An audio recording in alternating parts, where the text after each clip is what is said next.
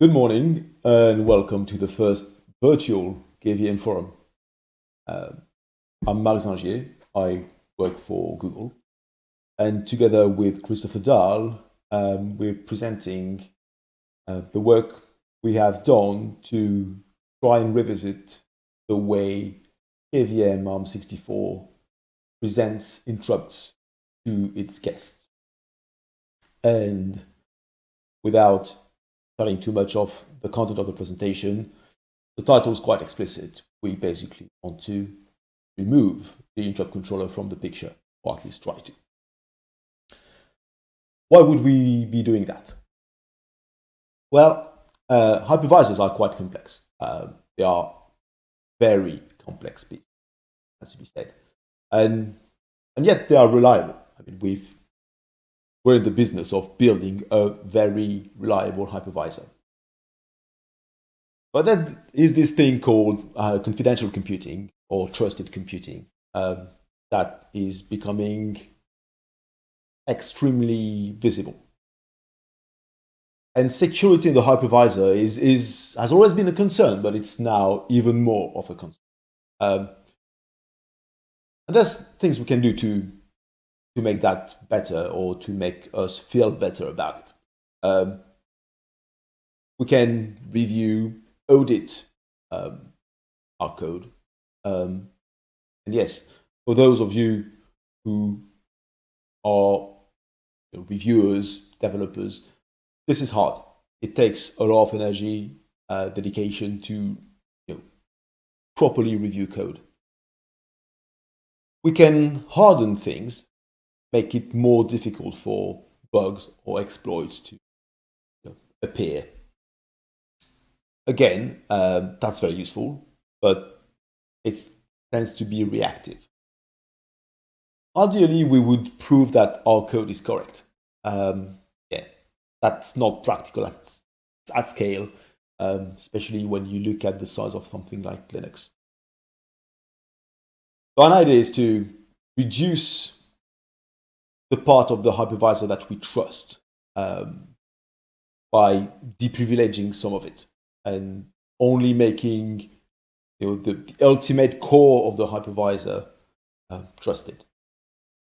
It doesn't mean throwing away KVM and deciding that we need to reinvent a hypervisor from scratch. And a good example of that is the Android protected KVM project, which I'm contributing to. And if you're interested in that, please watch Will Deacon's presentation. So users do care about their data, and especially their secrets, their private data. And they can store that data in what we will call confidential VMs. And it's interesting because they expect that these VMs will provide a stronger isolation than normal applications. So what defines a confidential VM?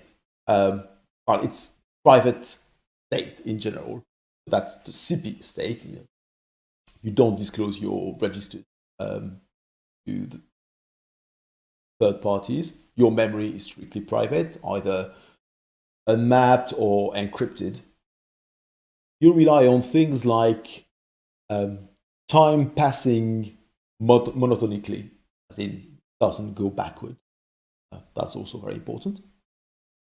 And then there are interrupts. So what about them? Well, VMs need to have some guarantees about their interrupts. And you can think of these interrupts are being split in two buckets. On one side, you have what we will call the trusted interrupts. They are the interrupts that the guest needs internally to be able to function on its own. And there are things like IPIs. Having a vCPU being able to interrupt another vCPU, that's crucial. Linux totally relies on that for its scheduling, for RCU, all kind of things. And it's really important that the guest, especially confidential guest be able to trust that when it receives an API, that API actually has been sent from the VM itself and it doesn't come from outer space. Same thing goes for CPU private devices, your timers. You want time to be monotonically increasing. At the same time, you don't want your timer interrupts to be crazy or to disappear altogether. So these are the type of things that you would like to rely on. On the other side, you have what we will call untrusted interrupts. And these are interrupts that are outside of the trusted computing base. Things like your network interface, your mass storage. Ideally, you would distrust these interrupts. So, having said that, and having thought about how to separate these two buckets, can we make that fit in the ARM64 interrupt architecture? We wish. So let's have a look at the geek architecture to find out. And it's a 5-minute overview and some paracetamol. So the geek architecture, which is at the heart of the ARM64 architecture, presents not one type of interrupts, but actually 4. We have SGIs, which are used to implement IPIs, PPIs, which are interrupts that are private to a given CPU, SPIs, which are global, and LPIs, which are global as well, but only for things like MSIs. These 4 classes have different interrupt life cycles, different configuration parameter, and can or cannot be directly injected depending on their class and the hardware. They come with all kinds of tunables, their group, their priority, their affinity, and a complicated set of state.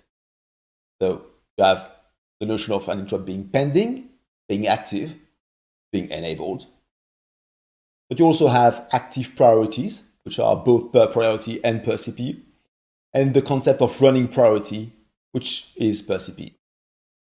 So a lot of jargon, a lot of state, but that's only the beginning. So these interrupt classes are actually supported by 3 different blocks in hardware.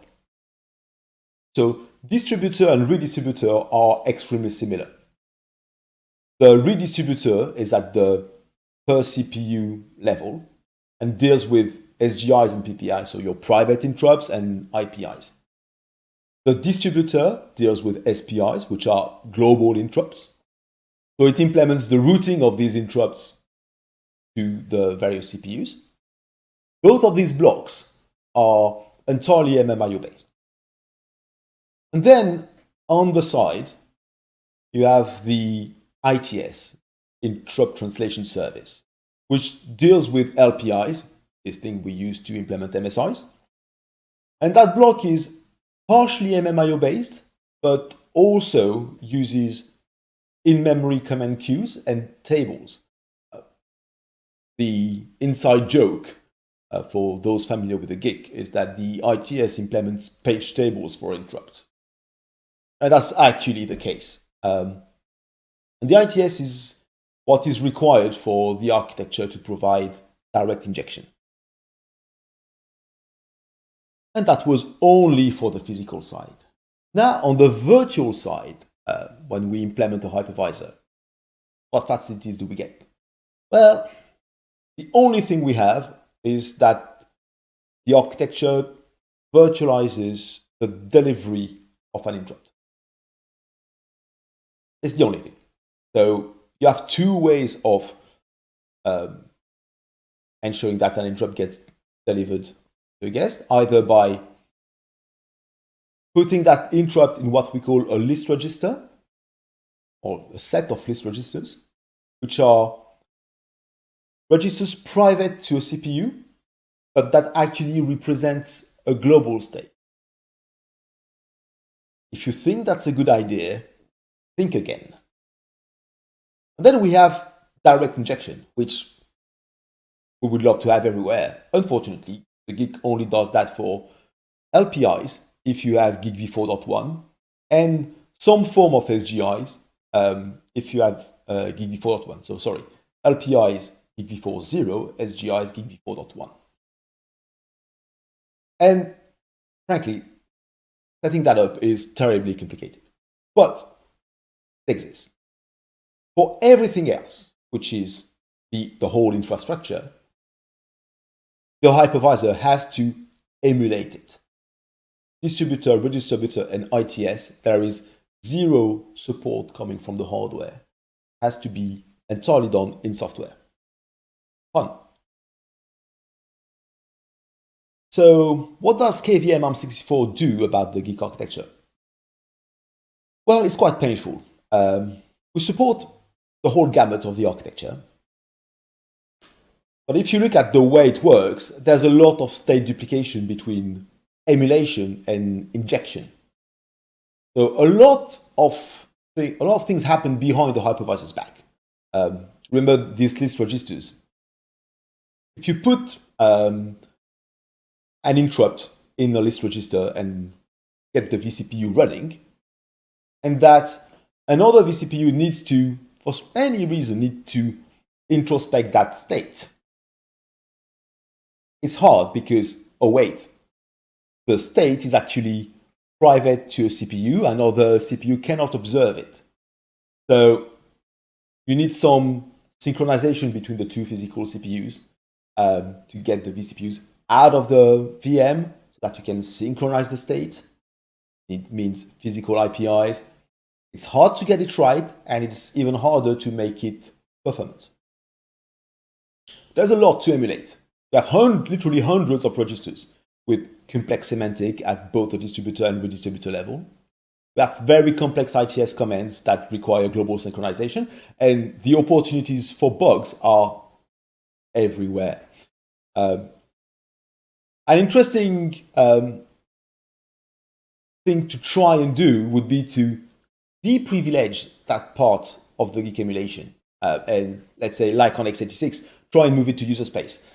In theory, possible, and if you look at the way the GIC is split, you'd say, oh yeah, we can move all these blocks to user space, have them completely independent. In practice, that would result in a massive state duplication, which would be, again, hard to synchronize, and would also result in bad performances because you would just to achieve that synchronization, you would have to go all the way back to user space. We also have to deal with an enormous hardware variability. Everything's optional in the architecture. Really, absolutely everything. There are multiple ways of doing the same thing, and especially around direct injection. We also have tons of architectural legacy dating from 15 years ago, at the very least. So, does the virtualization architecture for the GIC succeed in simplifying the hypervisor? No, not really. I mean, you just have to look at the amount of code this represents. It's about 70% of the whole KVM ARM64 code base. It's just enormous. And we did say minimizing the trusted computing base earlier. It doesn't quite cut it. And that's because the GIC has been designed to support extremely demanding workloads. Millions of interrupts per second, device assignment, direct injection, compatibility. I mean, the key word in the GIC architecture is we want to stay compatible. And that's great. I mean, we can run guests, even 32-bit guests dating from 15 years ago.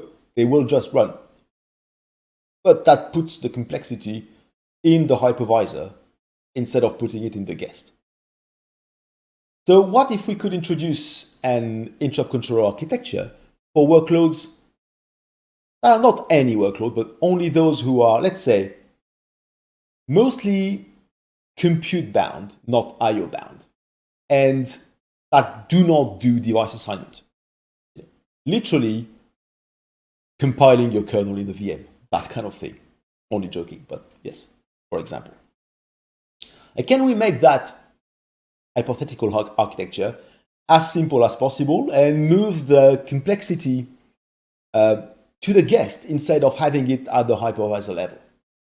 What would we gain by doing that? Well, that's the question we asked ourselves. Let's hear it from Christoffer with the rVIC architecture. Hi, my name is Christoffer Dall. I work for ARM, and I'd like to talk to you about the Reduced Virtual Interrupt Controller, or rVIC architecture. The rVIC architecture is an experimental hypervisor ABI design.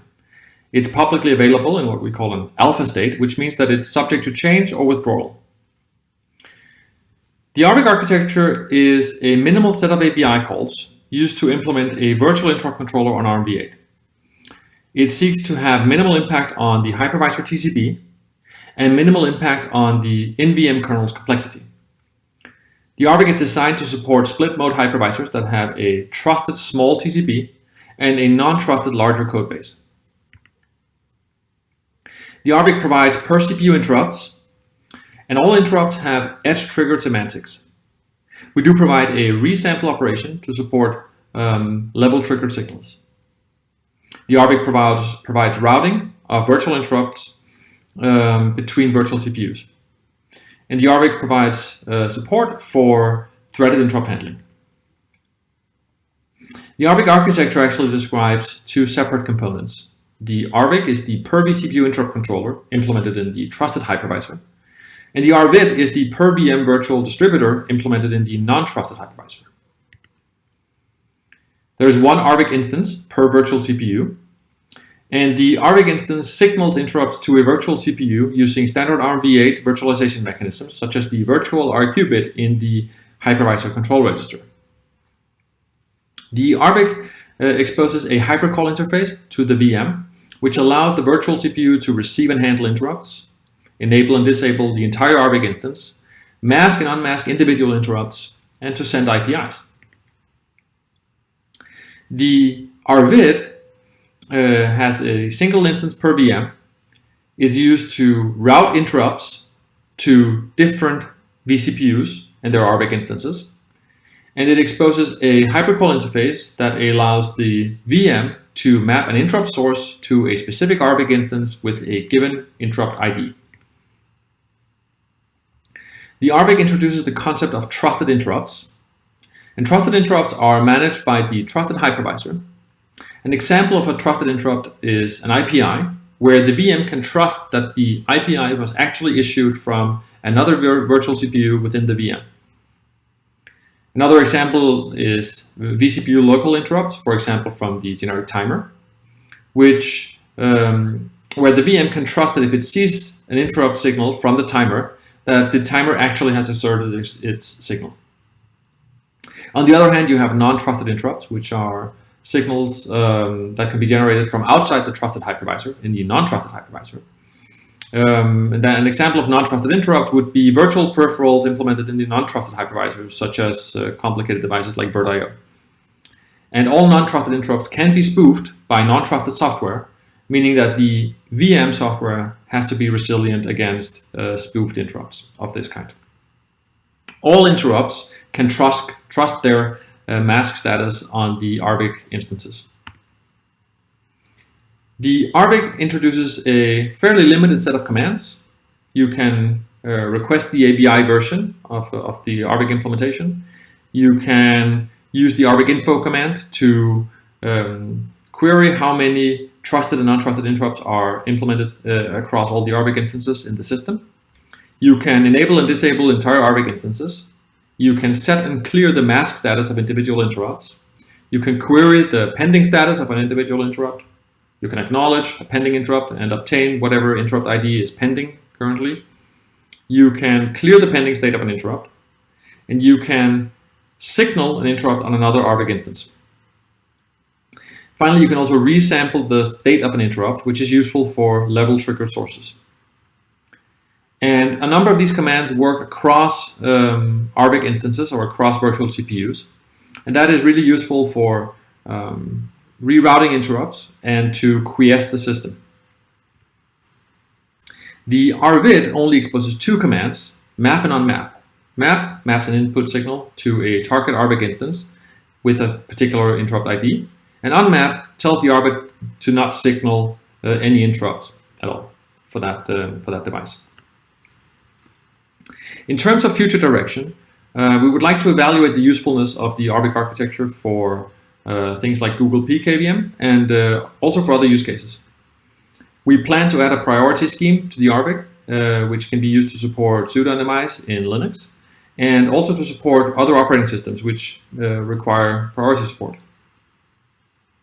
Currently, our level-triggered resample operation is limited to trusted interrupts. We would like to expand that to non-trusted interrupts, which can be useful if you want to emulate legacy components like UARTs using level-triggered interrupt signals in the non-trusted hypervisor. And finally, we would like to add virtual MSI support in the rVID, which would be useful in the context of emulated PCI, for example.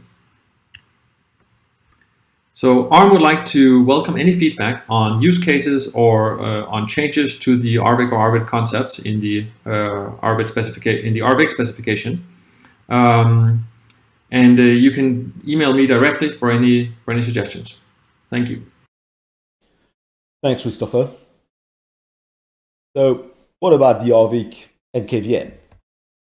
So we have a full rVIC and rVID implementation for KVM on ARM64. You can see the pointer to the patches at the bottom of this slide.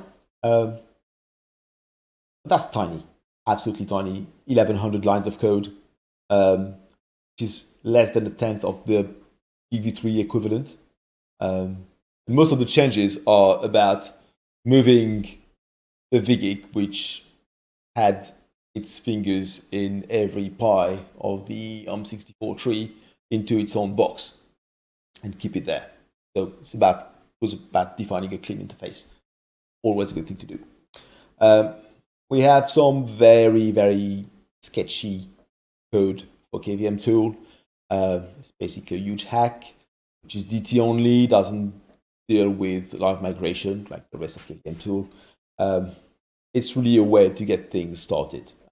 Eventually, that should be rewritten from scratch. And we have a complete guest driver for Linux.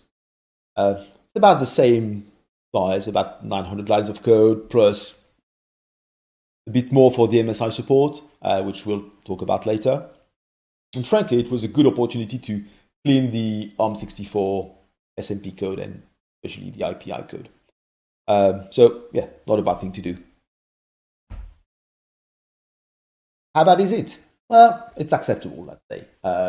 I don't have any scientific measurements, but early benchmarks show that Hackbench, which is extremely high IPI heavy, is around 5% slower. Not too bad.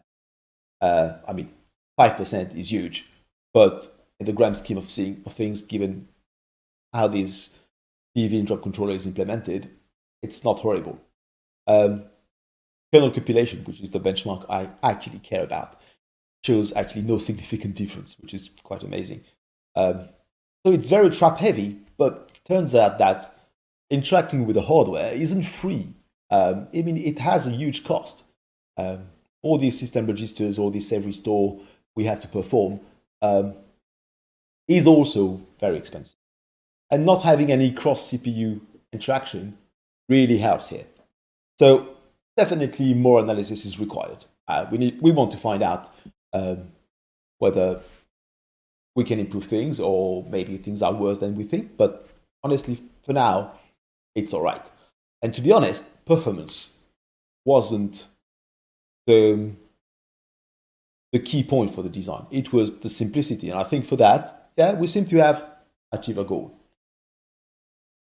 And talking about simplicity, I said earlier that we wanted to move the complexity from the hypervisor into the guest. So how bad is that? Well, let's look into what is probably one of the most complicated operations that we have to implement, which is to move an interrupt from targeting a CPU to another. Just setting the affinity. If you do that at the geek level, it's quite complicated because you need to synchronize your CPUs, making sure that the state cannot change from the UFIT because it will be changed by another vCPU whilst you're trying to move the interrupt. It's fraught with danger.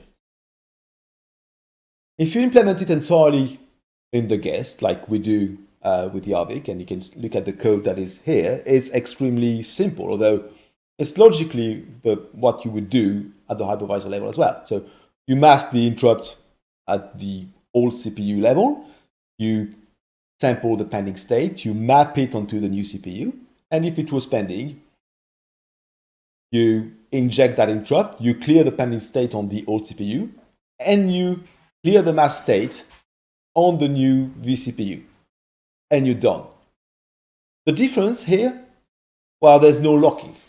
There's no locking whatsoever because we rely on the guest doing the locking, which it needs to do anyway. It's a given. So if we had to do that in the hypervisor, it's much harder. Here we just reuse something that the guest has to provide, and that's key. Now, when it comes to MSI support, so as we said, being PV'd, the rVID spec doesn't define what an MSI is because it only has abstract input. So no MMIO, no doorbell whatsoever, just not the thing. And that's a bit of a problem because we want to be able to reuse things like PCI device models, like Virtualization PCI. And because we don't have level interrupts, untrusted level interrupts, we can't implement in-text support so far. So we need to grow some form of MSI support. So, okay, we've invented it. So we just reserve a bunch of rVID input as MSIs. We add a fake doorbell, which is yet another terrible KVM tool hack, which is based on the GigV2M emulation.